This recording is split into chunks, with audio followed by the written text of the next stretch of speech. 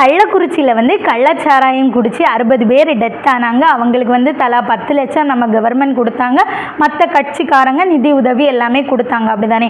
நம்ம இந்த வீடியோவில் அதாவது நல்ல சாராயம் கவர்மெண்ட் விற்கக்கூடிய நல்ல சாராயத்தை குடிக்கிறவங்களுக்கு என்னெல்லாம் பெனிஃபிட்ஸ்ன்னு தான் பார்க்க போகிறோங்க. ஸ்கிப் பண்ணிடாதீங்க. அதாவது இந்த வீடியோவில் நான் யாரையும் குடிக்காதீங்கன்னு சொல்லலை, கவர்மெண்ட் கிட்ட தடை பண்ண சொல்லலை, எதுவுமே சொல்லலைங்க. உங்களுக்கு என்னெல்லாம் பெனிஃபிட்ஸ் அப்படின்னு இந்த வீடியோவில் பார்க்க போகிறோம். ஓகேவா? அதாவது மதுனால எத்தனால் இல்லைன்னா எத்தில் ஆல்கஹால் தான் நம்ம மதுன்னு சொல்கிறோங்க. இந்த ஆல்கஹால் வந்து உங்கள் உடலுக்குள்ளே போன உடனே அதாவது வயறு வந்து 20% ஆல்கஹாலை உறிஞ்சி எடுத்துக்கும், சிறுகுடல் வந்து மீதி 80% உறிஞ்சி எடுத்துக்கும். நீங்கள் குடித்த உடனே அந்த ஆல்கஹால் உங்களோட பிளட்டோட கலந்து உடலில் உள்ள எல்லா பகுதிகளுக்குமே வந்து போயிருங்க. ஃபஸ்ட்டு போகிறது வந்து மூளைக்கு. மூளையில் போய் அது எதை ஸ்டாப் ஆக்கும் அப்படின்னா தகவல் பரிமாற்றம் செய்யக்கூடிய நியூரான்களோட ஆற்றலை வந்து அந்த ஆல்கஹால் வந்து கொஞ்சம் கொஞ்சமாக வலுவிழக்க செய்யுங்க. அது மட்டும் இல்லை, கிட்னி என்ன பண்ணும், தனக்கு பங்குக்கு அதுவும் கொஞ்சம் ஆல்கஹாலை எடுத்து சிறுநீர் வழியாக வெளியேற்றும். அப்புறம் உடனே நுரையீரல் சொல்லும், நீ மட்டும்தான் எடுப்பியா, எனக்கும் வேணும்னு சொல்லிட்டு நுரையீரல் என்ன பண்ணும், அதுவும் அதுக்கு பங்குக்கு ஆல்கஹாலை எடுத்து அதாவது மூச்சுக்காற்று வழியாக வெளியேற்றும். இப்போ போலீஸ்காரவங்க எல்லாம் நீங்கள் குடிச்சிருக்கீங்களான்னு செக் பண்ணுவாங்க இல்லையா, ப்ரீத் அனலைசர், அதாவது மூச்சுக்காற்று வழியாக அந்த ஆல்கஹாலை வந்து நம்ம நுரையீரல் என்ன பண்ணும், வெளியே தள்ளும். அப்படி தான் போலீஸ்காரவங்க சிலவங்க கண்டுபிடிப்பாங்க.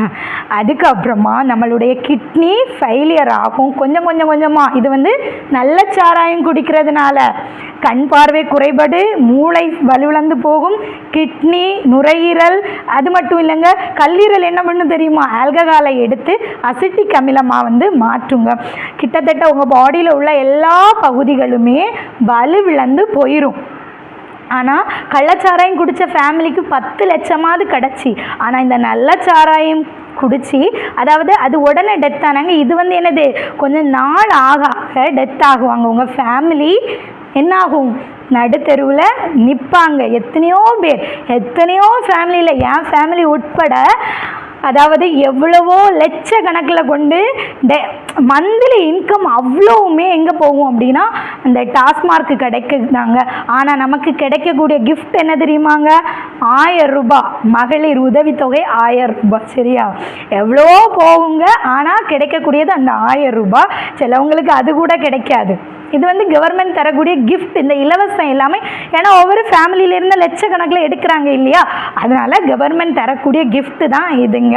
அதாவது லாஸ்ட்டாக ஒரே ஒரு விஷயங்க, நான் எனும் நல்லாள் புறம் கொடுப்பாள், கல் எனும் பேனா பெரும் குற்றத்தார்க்கு. அதாவது நீங்கள் வந்து குடிக்கிறது வந்து ஒரு பெரும் குற்றம் செய்கிறதுக்கு சமம்.